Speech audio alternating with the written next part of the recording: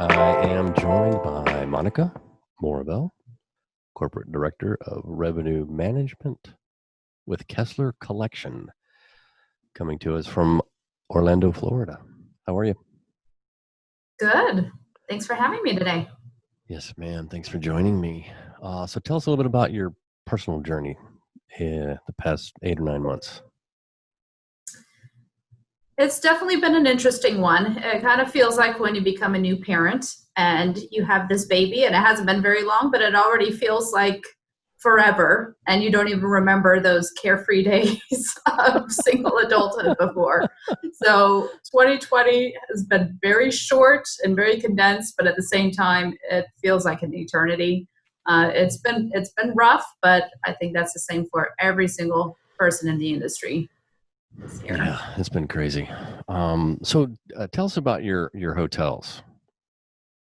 Yeah, so my hotels are mainly franchised with Marriott's Autograph Collection. They're very leisure oriented and high end boutique, which has really served us well. We're fortunate that that is what the demand is right now. A lot of leisure guests who are looking for something unique and special. Now that travel is not just the mundane routine, guests are wanting, when I do travel, when I do want to take that risk, I want it to be something really special and extraordinary. So my hotels have really been set up for that to succeed in this situation. And some of them you wouldn't even think a pandemic was going on. Some of them are still hitting 100% occupancies at crazy rates, while others that are more downtown group oriented are obviously doing the opposite. But So the ones doing well are in rural areas and small towns, or yes, yeah, more mountainous, more drive to markets. yeah. So you're in Florida. Where are these locations? Where are these mountainous locations? Yes, well, Colorado, North Carolina, South Carolina. We Okay, have one hotel that's a beach location, which is doing very well as well. And you see all the trends from STR that it's these destinations that guests want to be out in nature, not stuffed in boxes and buildings with thousands of other people. And that is so, true. That is true. How about how have you and your team uh, made the adjustments with revenue management? it's funny because we've gone back to the old days.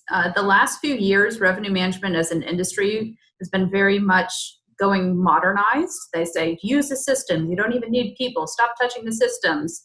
And now it seems everyone's realized systems do not work, especially in this kind of environment. They can't keep up with all the changes and the trends, and the algorithms just go crazy. You need those people. You need to go back to the basics of a person making all the changes and decisions themselves and not relying on the big data that just bogs down and can't keep up.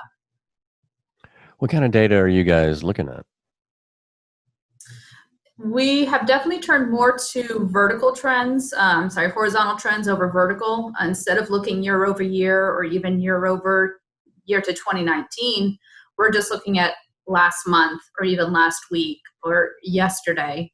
You know, right now, October just blew us away. We were not expecting October to do as well as it did because typically that is when leisure ebbs off. Everyone's back to school, things are back to normal, and October just killed it. So then we're saying, oh, maybe that'll continue then. And then November came around, and between elections and COVID case rise and everything else, that has really fallen off. So the trends that we're watching, the data is really just a day to day, week by week, and trying to make decisions for the future, but really just not looking too far out because there's no point. You don't even know what a month from now is going to look like. Right. Yeah, that's true. What about interdepartmental communication? How are things going with sales, operations, marketing? That has really changed, and I think in a good way of making everyone more in tune to the other departments and how things work together. You know, just to use an example from operations, typically revenue management has nothing to do with operations because we don't need to. Like keep the inventory balanced, you know, handle check-ins, checkouts, you know, keep your reputation management under control, and we're good. Now it's a different story of we don't have staffing. We can't, you know, some of our locations, even though we're trying to hire, there are no applicants and no one to hire. Oh, wow. So then when you only have 2 housekeepers, you can't accept 100 rooms booking short term for next day arrival because you don't have the housekeeping to clean them and get it ready. So it's been a very different conversation on yield calls of what can you physically manage. So we are finding ourselves in a positions where we may even turn down revenue and turn down business because we can't accommodate it from a staffing level. But at the same time, that turns into a conversation of, okay, if we say our max capacity is 75% occupancy instead of 100%, well, then I can lift my rates more and I can be more aggressive in pushing those ADRs and still try to equal that same RevPAR. Right. So what about the short-term future? And again, nobody can see anything. It's crazy, you know. I mean, and in every business, not only in hospitality, but from your world, I mean, what are you planning on in Q1, let's say, January, February, October, March? I'd love to be the wizard that has the crystal ball. I get that question every day. They all told me that you knew. That's why we're make a here. sign for people. Yeah.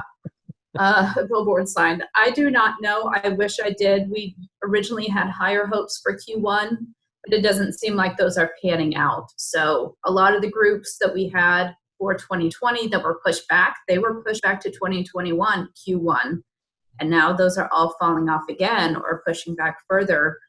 BT, we're hoping that corporate travel would be back by then and expectations of a vaccine being out and available. But the latest news that we've heard from most large corporate accounts is they're not doing any business travel, at least until summer. So that leaves Q1 really in a deficit.